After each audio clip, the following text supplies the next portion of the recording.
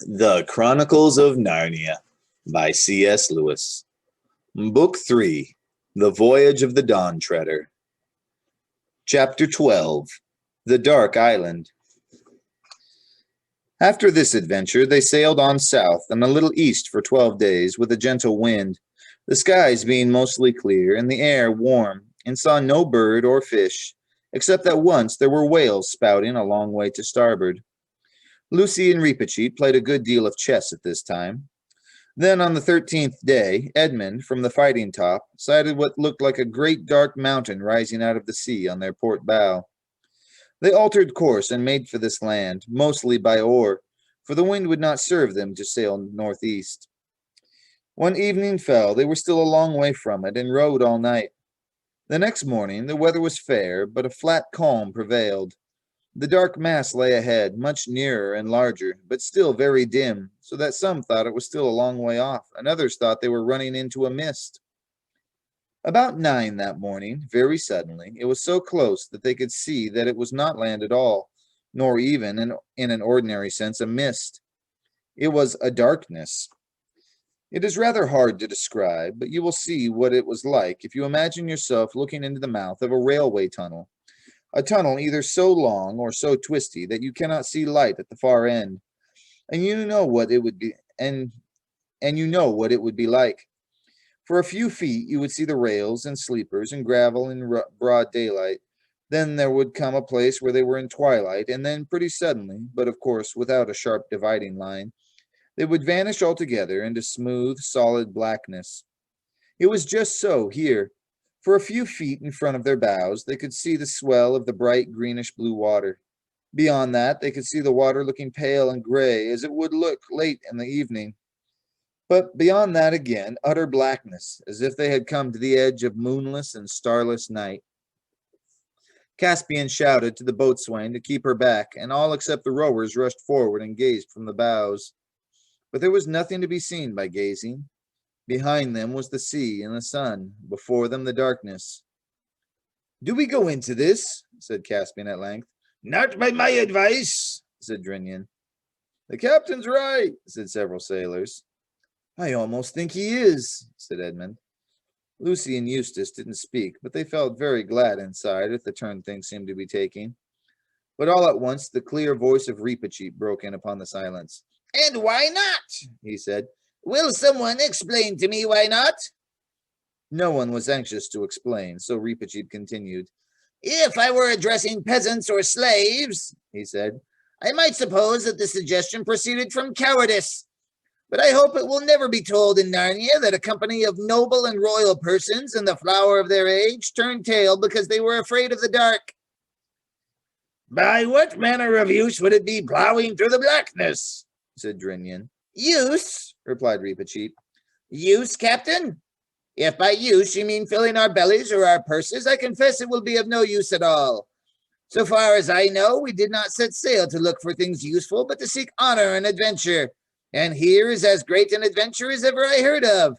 And here, if we turn back, no little impeachment of all our honors."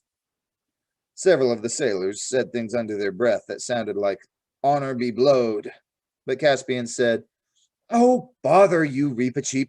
I almost wish we'd left you at home. All right, if you put it that way, I suppose we shall have to go on, unless Lucy would rather not." Lucy felt that she would very much rather not, but what she said out loud was, "I'm game." "Your Majesty will at least order lights," said Drinian. "By all means," said Caspian. "See to it, Captain." So the 3 lanterns at the stern and the prow and the masthead were all lit, and Drinian ordered 2 torches amidships. Pale and feeble they looked in the sunshine. Then all the men, except some who were left below at the oars, were ordered on deck and fully armed and posted in their battle stations with swords drawn. Lucy and 2 archers were posted on the fighting top with bows bent and arrows on the string. Rheinelf was in the bows with his line ready to take sounding. Reepicheep, Edmund, Eustace, and Caspian, glittering in mail, were with him. Drinian took the tiller. "And now, in Aslan's name, forward!" cried Caspian. "And slow, steady stroke, and let every man be silent and keep his ears open for orders." With a creak and a groan, the Dawn Treader started to creep forward as the men began to row. Lucy, up in the fighting top, had a wonderful view of the exact moment at which they entered the blackness. The bows had already disappeared before the sunlight had left the stern. She saw it go. At one minute, the gilded stern, the blue sea, and the sky were all in broad daylight. Next minute, the sea and sky had vanished. The stern lantern, which had been hardly noticeable before, was the only thing to show where the ship ended. In front of the lantern, she could see the black shape of Drinian crouched at the tiller. Down below her, the two torches made visible two small patches of deck, and gleamed on swords and helmets, and forward there was another island of light at the forecastle. Apart from that, the fighting top, lit by the masthead light, which was only just above her, seemed to be a little lighted world of its own, floating in lonely darkness. And the lights themselves, as always happen with lights when you have to have them at the wrong time of day, looked lurid and unnatural. She also noticed that she was very cold. How long this voyage into the darkness lasted, nobody knew. Except for the creak of the rowlocks and the splash of the oars, there was nothing to show that they were moving at all. Edmund, peering from the bows, could see nothing except the reflection of the lantern on the water before him. It looked a greasy sort of reflection, and the ripple made by their advancing prow appeared to be heavy, small, and lifeless. As time went on, everyone except the rowers began to shiver with cold. Suddenly, from somewhere, no one's sense of direction was very clear by now, there came a cry, either of some inhuman voice or else a voice of one in such extremity of terror that he had almost lost his humanity. Caspian was still trying to speak, his mouth was too dry, when the shrill voice of Reepicheep, which sounded louder than usual in that silence, was heard. "Who calls?" it piped. "If you are a foe, we do not fear you, and if you are a friend, your enemies shall be taught to fear us." "Mercy!" cried the voice. "Mercy! Even if you are only more dream, have mercy! Take me on board! Take me, even if you will strike me dead! But in the name of all mercies, do not fade away and leave me in this horrible land!" "Where are you?" shouted Caspian. "Come aboard and welcome!" There came another cry, whether of joy or terror, and then they knew that someone was swimming towards them. "Stand by to heave him up, men," said Caspian. "Aye, aye, your majesty," said the sailors.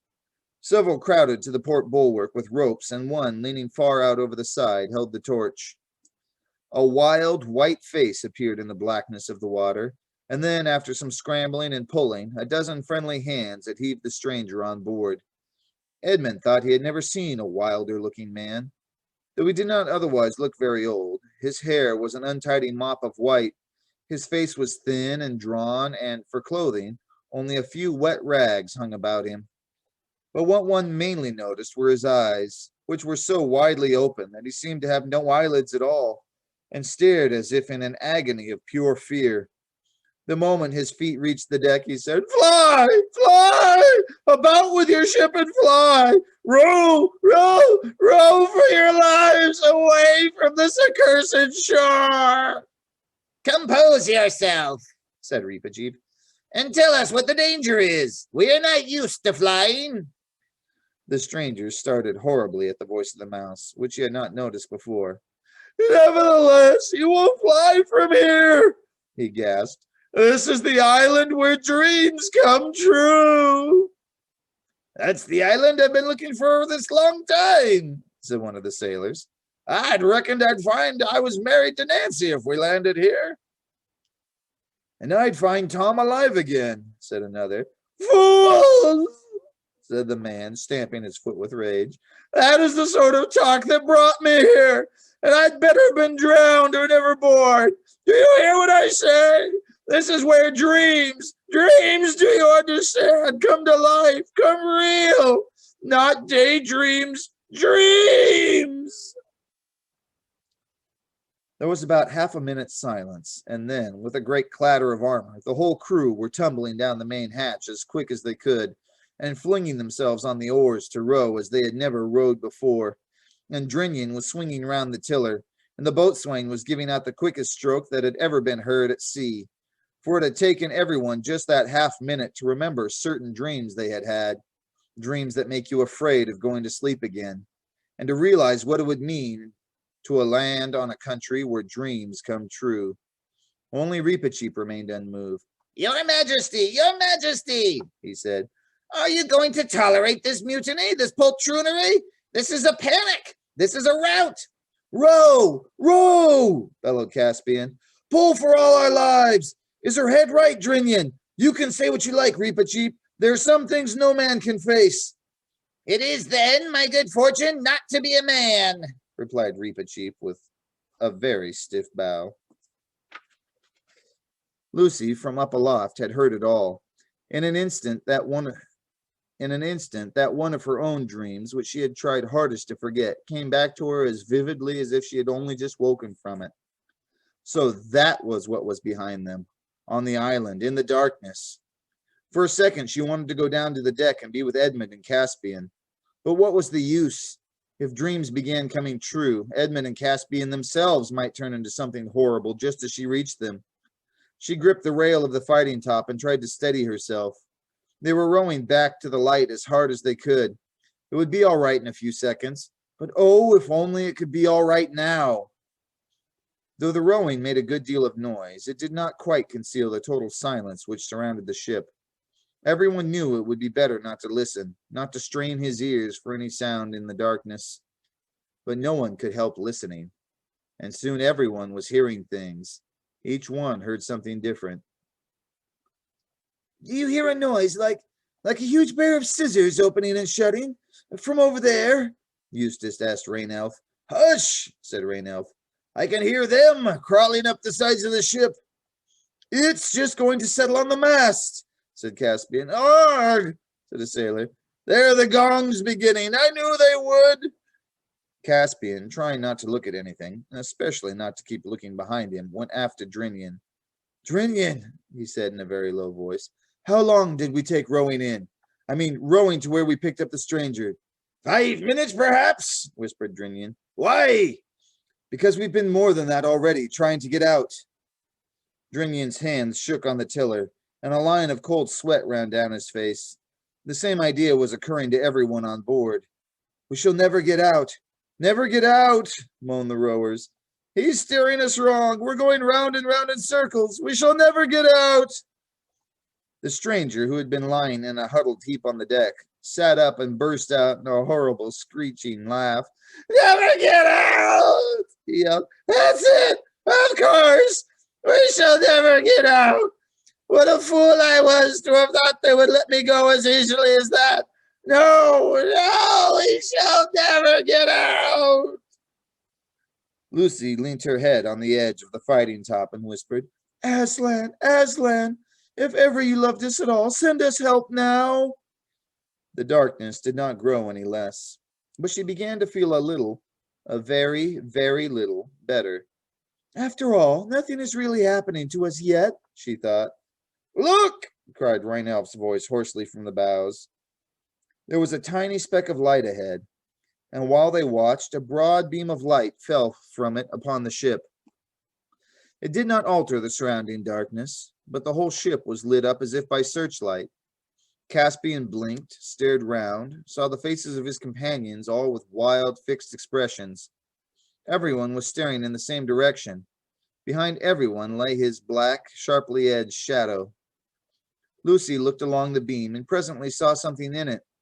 At first, it looked like a cross. Then it looked like an aeroplane. Then it looked like a kite. And at last, with a whirring of wings, it was right overhead and was an albatross. It circled 3 times round the mast and then perched for an instant on the crest of the gilded dragon at the prow. It called out in a strong, sweet voice what seemed to be words, though no one understood them. After that, it spread its wings, rose, and began to fly slowly ahead. Bearing a little to starboard, Drinyan steered after it, not doubting that it offered good guidance. But no one except Lucy knew that as it circled the mast, it had whispered to her, Courage, dear heart. And the voice, she felt sure, was Aslan's. And with the voice, a delicious smell breathed in her face.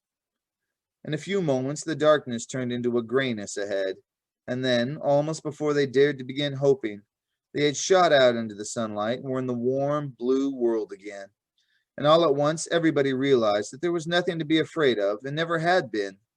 They blinked their eyes and looked about them. The brightness of the ship herself astonished them. They had half expected to find that the darkness would cling to the white and the green and the gold in the form of some grime or scum. And then first one and then another began laughing. I reckon we've made pretty good fools of ourselves, said Rheinelf. Lucy lost no time in coming down to the deck, where she found the others all gathered round the newcomer. For a long time he was too happy to speak, and could only gaze at the sea and the sun and feel the bulwarks and the ropes, as if to make sure he was really awake, while tears rolled down his cheeks. Thank you, he said at last. You have saved me from, but I won't talk of that. And now let me know who you are. I am a Telmarine of Narnia, and when I was worth anything, men called me the Lord Roop.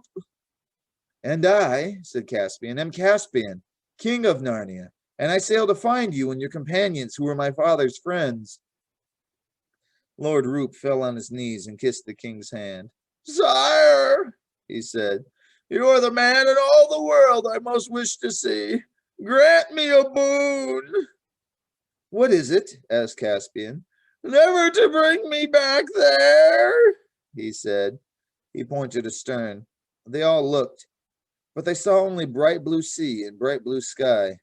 The dark island and the darkness had vanished forever. Why, cried Lord Roop, you have destroyed it. I don't think it was us, said Lucy. Sire, said Drinian, this wind is fair for the southeast. Shall I have our poor fellows up and set sail? And after that, every man who can be spared to his hammock. Yes, said Caspian, and let there be grog all round. Hi-ho, I feel I could sleep the clock round myself. So all afternoon, with great joy, they sailed southeast with a fair wind. But nobody noticed when the albatross had disappeared.